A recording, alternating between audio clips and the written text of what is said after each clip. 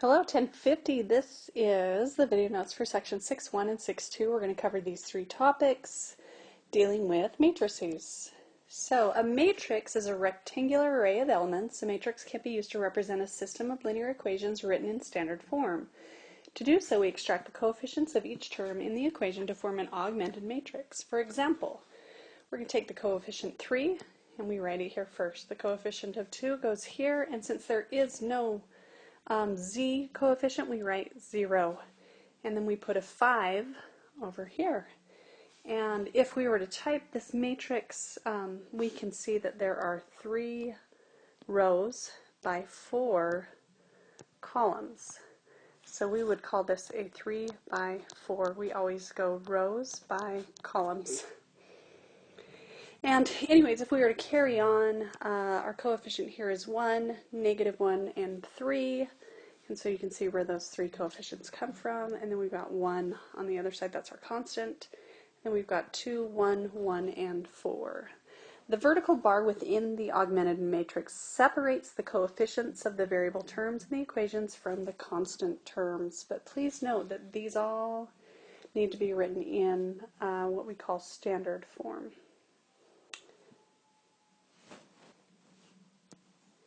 An augmented matrix can be used to solve a system of linear equations in much the same way as we do when we use the elimination method.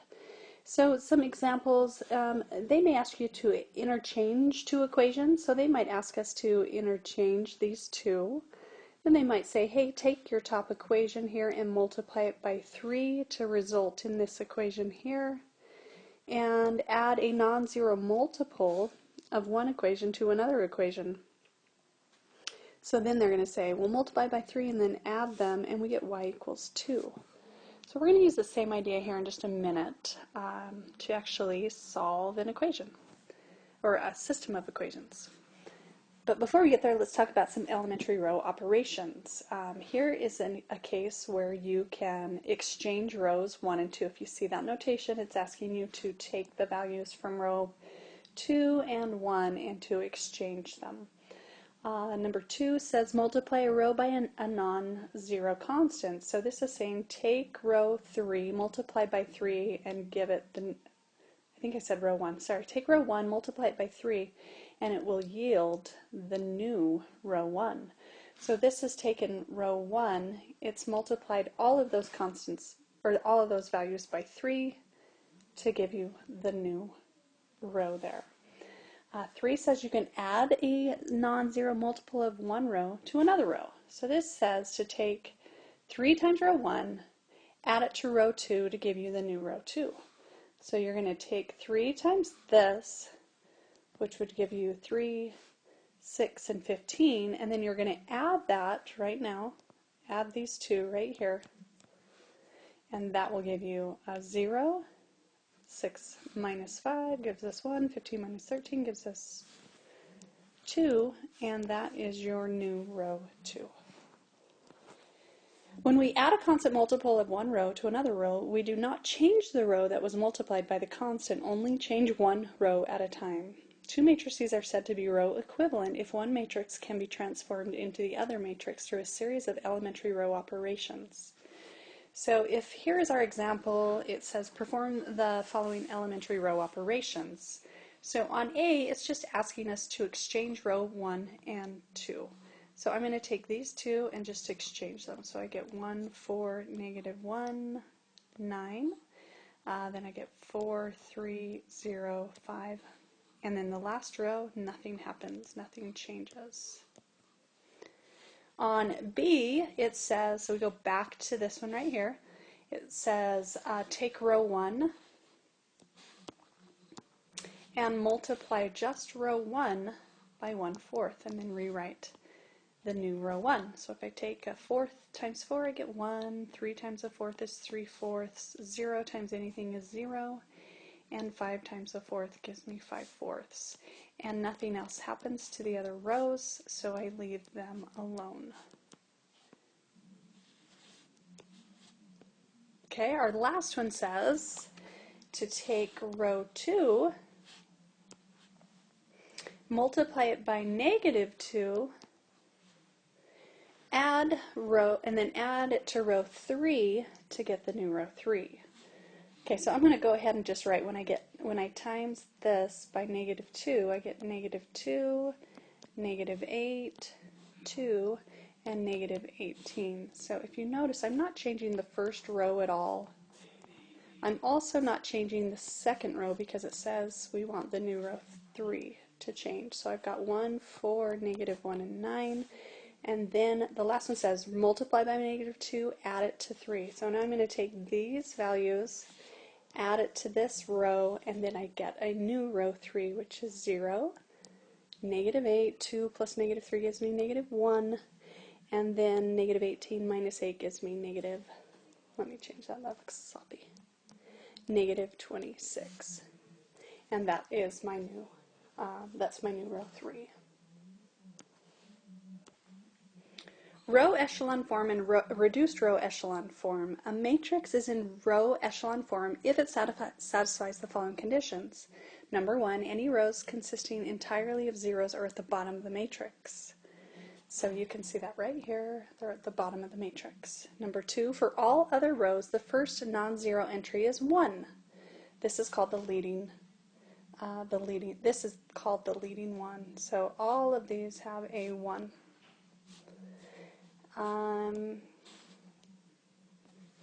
And then number 3, the leading one in each non-zero row is to the right of the leading one in the row immediately above it. So if we have another 1, it's got to be to the right. So here and there, in that case as well, and in that case as well, the next leading one needs to be to the right of it.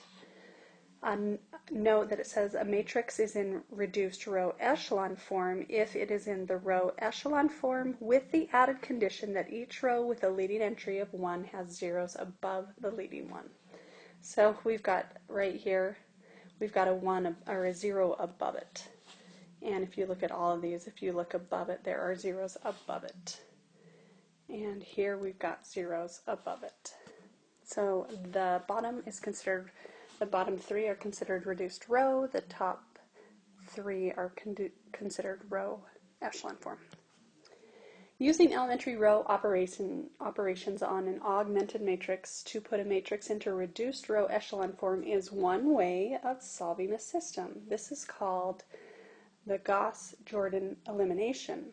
So example 1 says, consider the following system of linear equations. Notice they're both written in standard form. Our x's and y's are lined up, and our constants are on the other side of the equals. It says, solve a system by completing the steps below to produce a reduced row echelon form. Row 1 and row 2 denoted the first and second rows respectively, or denote the arrow notation.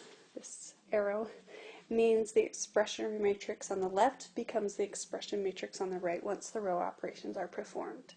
So the first thing we're going to do is we're going to take this system right here and we're going to go ahead and enter it into an augmented matrix. And this is what your problem will look like in ALEKS.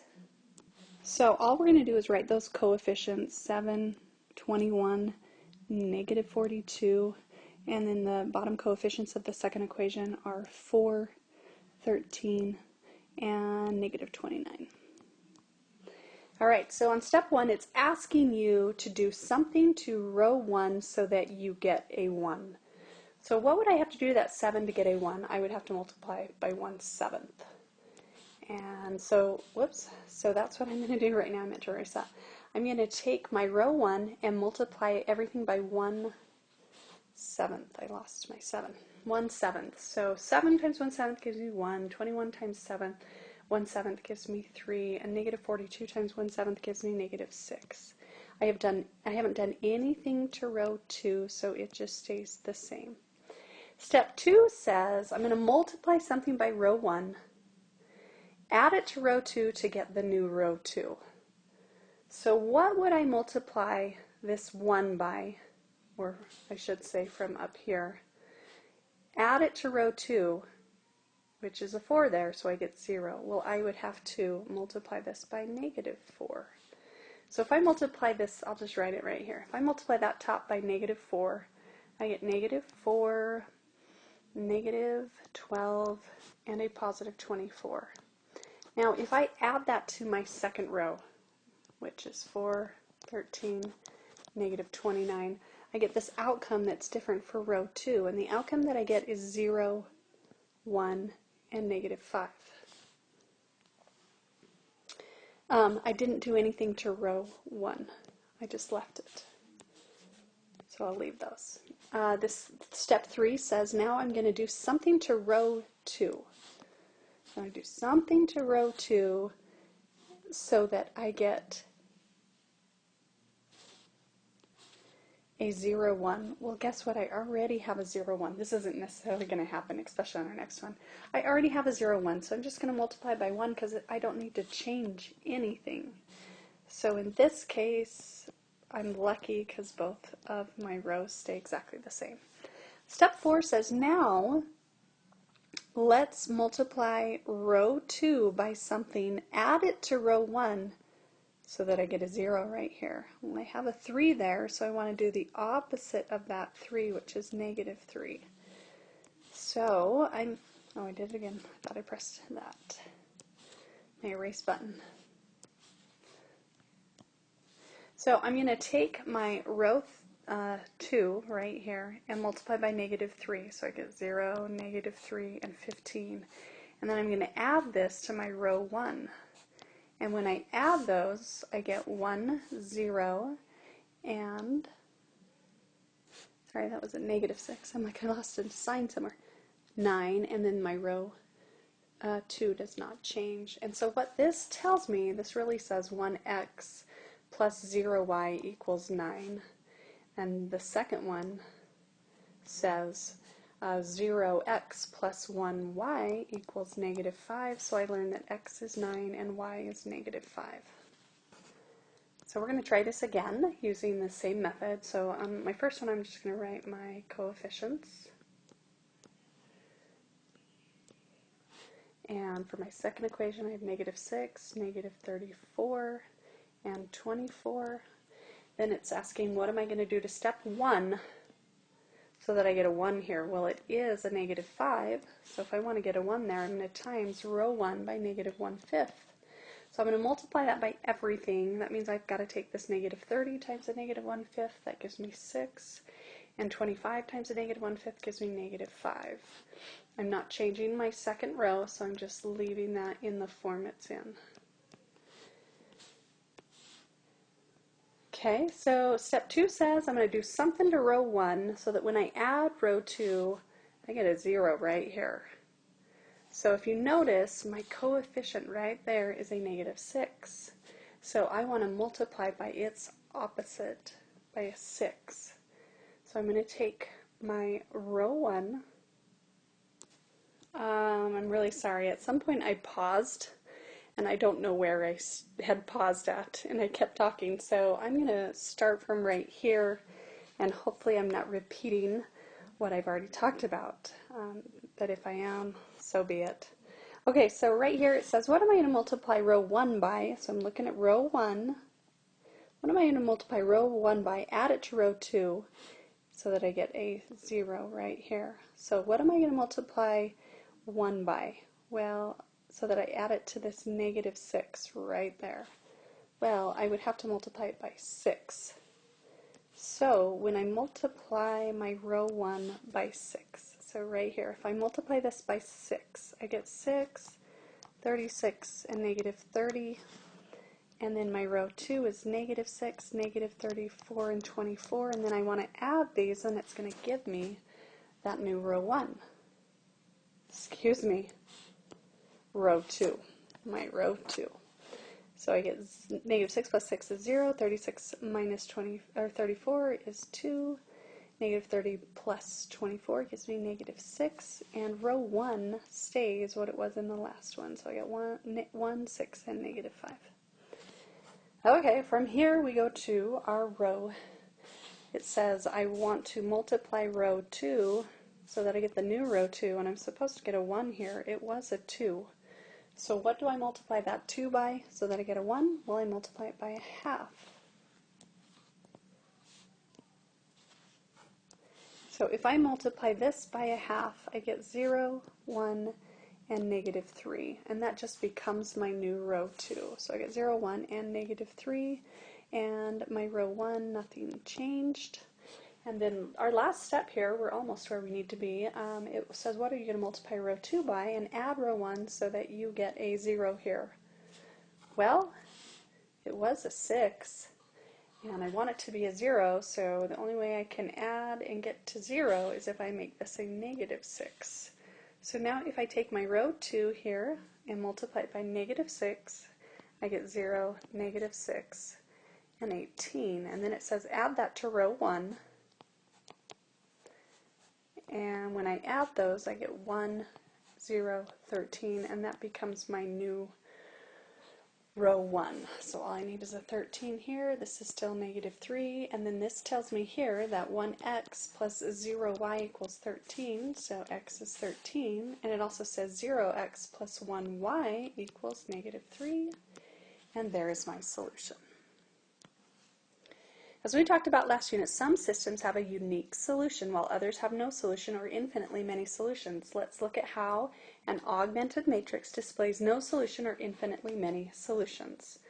So for this example right here, if you have your diagonal of 1s and everything else is 0, then x is 1, y is 8, and z is negative 6, and that's how it would show that the system has a unique solution.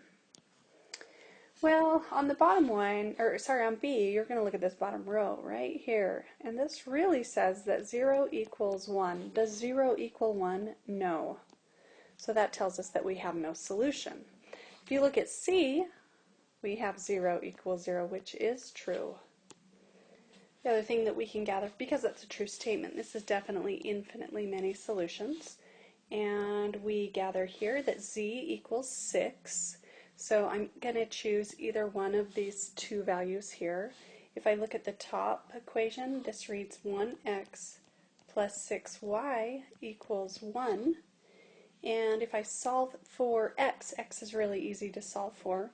If I say x equals 1 minus 6y, then I'm going to go ahead and choose this one here and say that x is 1 minus 6y, y is y, and z we found is 6. Now you could have taken this expression here and solved for y instead, and that would lead you to this answer here. But either would be fine. Good luck with your topics in ALEKS.